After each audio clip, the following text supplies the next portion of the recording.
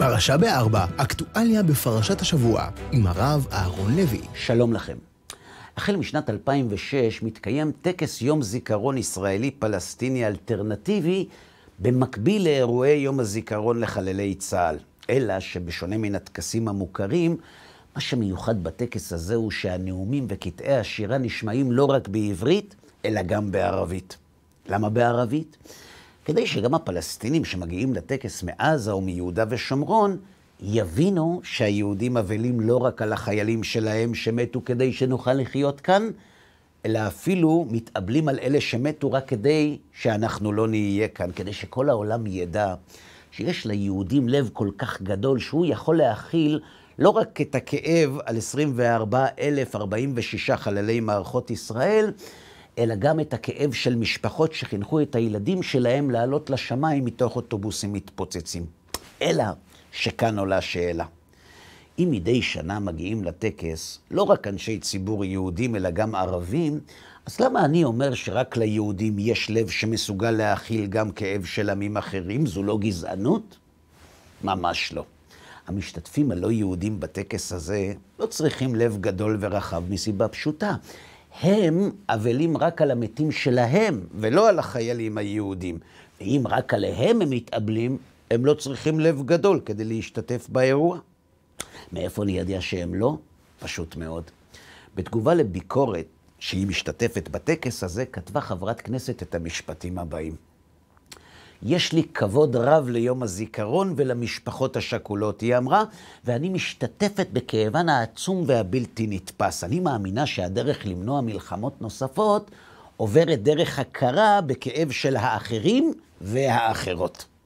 כשאני קראתי את המשפטים האלה, חברים, כבר רציתי לשנות את כל מה שאמרתי קודם, כי הנה, לא רק ליהודים יש לב גדול ורחב, גם לערבים יש. אם חברת הכנסת שהיא לא יהודייה מצהירה שהיא משתתפת בכאב העצום והבלתי נתפס של המשפחות השכולות, זה אומר שאין ליהודי מונופול על גודל הלב. אלא שאז מישהו יפנה את תשומת ליבי לדברים אחרים שאמרה חברת הכנסת, ובעזרתם אפשר להבין לאיזה משפחות שכולות היא מתכוונת. וככה היא אמרה. לא עמדתי בצפירה. כך אמרה חברת הכנסת שטוענת שיש לה כבוד למשפחות השכולות. הייתי בנהיגה. בזמן שכל המדינה כמעט עמדה דום, אני החלטתי להמשיך לנסוע, ואלה היו 2 דקות מופלאות בזמן הצפירה. הכביש היה ריק, ואני המשכתי לחשוב על מה שעניין אותי באותו רגע. וכאן עולה שאלה. אם חברת הכנסת רגישה כל כך לכאב המשפחות השכולות, ואם העמידה בצפירה נעשית מתוך כבוד לנופלים ולבני המשפחות שלהם, ואם הנסיעה בזמן הצפירה, הם היו בכל זאת 2 דקות מופלאות בשבילה, זה אומר אחד משני דברים. או שהנוף של כבישי ישראל יותר יפה מהכאב, ולכן מדובר בדקות מופלאות, או שהיא פשוט לא כואבת את כאב המשפחות, ולכן יש לה זמן ליהנות מהנוף. ומכאן אני למד שכשהיא אומרת שבכל זאת היא משתתפת בכאב המשפחות השכולות, היא כנראה לא מתכוונת למשפחות של אלו שבגללם כל מדינת ישראל עומדת בצפירה, אלא לאלו שבגלל הילדים שלהם יש לנו יום זיכרון לחללי צה"ל. לכן אמרתי שרק ליהודים שמשתתפים בטקס הזה יש לב גדול, כי איך ייתכן שמי שקורא להחזיר לארצות הברית ולפולניה את משפחות החללים, מסוגל גם להשתתף בכאב העצום של הורים לילדים שמתו רק כדי שמשאלת הלב של חברת הכנסת לא תתגשם. אלא חברים, שכאן עולה שאלה חדשה. אם ליהודים והיהודיות שמשתתפים ומשתתפות בטקס הזה יש לב גדול כל כך שמסוגל להכיל גם כאב בערבית, אז למה בכל זאת כל כך הרבה יהודים כועסים עליהם? האם זו לא גבורה להכיל גם כאב של אחרים? למה זה כל כך מפריע לנו? האם לב גדול זו לא מעלה? תשובה לשאלה הזאת מופיעה בפרשת השבוע. בפרשת אמור, הקדוש ברוך הוא מלמד את משה מצוות שמיוחדות לכהנים, שנאמר, ויאמר השם אל משה, אמור אל הכהנים בני אהרון, ואמרת עליהם, לנפש לא יטמע בעמיו, כי אם לשערו הקרוב אליו, לאמו ולאביו, ולבנו ולביתו ולאחיו, ולאחותו הבתולה הקרובה אליו, אשר לא הייתה לאיש, לה יטמע.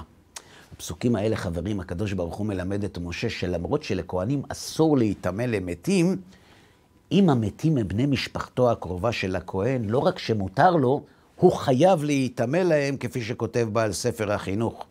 שיטמאו הכהנים למתים הנזכרים בתורה, וזו מצוות עשה. לא רצה להיטמא, מטמאים אותו בעל כורחו. ומעשה שבא ביוסף הכהן, שמתה אשתו בערב הפסח ולא רצה להיטמא, ודחפו חכמים וטמאו על כורחו. וכאן עולה השאלה. זה שהתורה מתירה לכהן להיטמא לאחד משבעת קרוביו, זה בסדר ומתחשב. אבל למה אם הוא בכל זאת רוצה לשמור על טהרתו ולא להיטמא להם, למה מכריחים אותו? למה לא מרשים לו? על כך עונה הרמב"ם. לפי שכל איש מישראל חייב להתאבל על קרובו. למה חייב להתאבל? הרי מדובר בדברים המסורים ללב, מדובר בהרגשה פנימית, אז למה להכריח? בגלל האחווה. בפסוקים האלה, חברים, התורה מלמדת אותנו שהאחווה כל כך חשובה, שאם אדם לא רוצה להתאבל על הקרובים שלו, רק כי הוא רוצה להישאר טהור ולהמשיך לעבוד בבית המקדש, מכריחים אותו.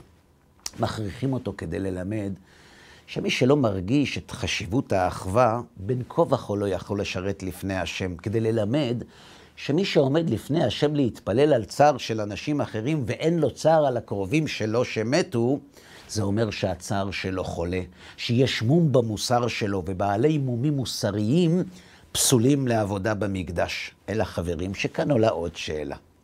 מה יש בה בתחושת האחווה שהופכת אותה לכל כך חשובה? כל כך חשובה שבגללה מכריחים את הכהן להיטמא לקרוביו. והתשובה היא, בגלל המוסר. שאלתם את עצמכם פעם, מדוע אנחנו חייבים ומחויבים למוסר? למה אנחנו תובעים מעצמנו ומאחרים לנהוג באופן מוסרי? למה האמירה, זה לא מוסרי, אמורה למנוע מאיתנו מלעשות מעשים שסותרים את המוסר? ובמילים אחרות, מה אנחנו נענה למי שיטען בפנינו, אז מה אם זה לא מוסרי, אני לא מחויב למוסר? נשיב לו שאנחנו מחויבים למוסר כי כולנו בני אדם, כי כולנו שווים, כי כולנו נבראנו בצלם, ולכן כולנו בניו של אדם הראשון, ולכן זה לא מוסרי לעשות מעשים כאלה, כי לאחים לא עושים מעשים כאלה. לכן האחווה חשובה. כי אם אין חשיבות לאחווה, אין אחווה. ואם אין אחווה, אין מוסר. ואם אין מוסר, אין קיום לעולם. ולכן כדי לשמר את המחויבות למוסר, יש צורך בחיזוק האחווה, ולכן היא כל כך חשובה, עד שהיא דוחה את העבודה של הכהן בבית המקדש. וזו בדיוק הסיבה שההשתתפות של יהודים בטקס זיכרון ישראלי-פלסטיני מקוממת כל כך, כי היא מלמדת שאין אחווה, שאין ערך לאחווה. כי היא מלמדת שאפשר להשוות בין הכאב והאבל על האחים שלך לכאב של אלה שרצחו אותם. כי היא מלמדת שמי שאין בו אחווה לא צריך לב רחב וגדול. למה לא צריך?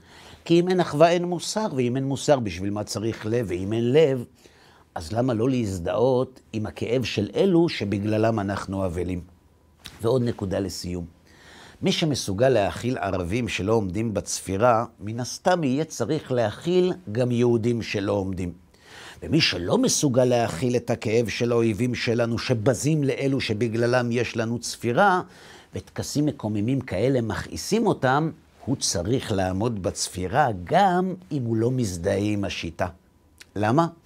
כי גם אם מדובר בחוקות הגויים, וגם אם תורת ישראל לא זוכרת את הנפטרים בצורה כזאת, עדיין צריך לעמוד. לא בגלל הצפירה, אלא בגלל אלו שבגללה היא נשמעת, הם אחים שלנו, בגלל שאפילו כהן גדול נדרש לוותר על טהרתו ולהיטמא להם, בגלל האחווה. ועוד משהו לקחת הביתה. בטקס הזיכרון המשותף הישראלי-פלסטיני משתתפים יהודים שכואבים את כאב הפלסטינים, ופלסטינים שכואבים את הכאב של עצמם. אז אולי תסבירו לי איפה פה בדיוק השותפות. שבת שלום. פרשה ב4, אקטואליה בפרשת השבוע, עם הרב אהרון לוי.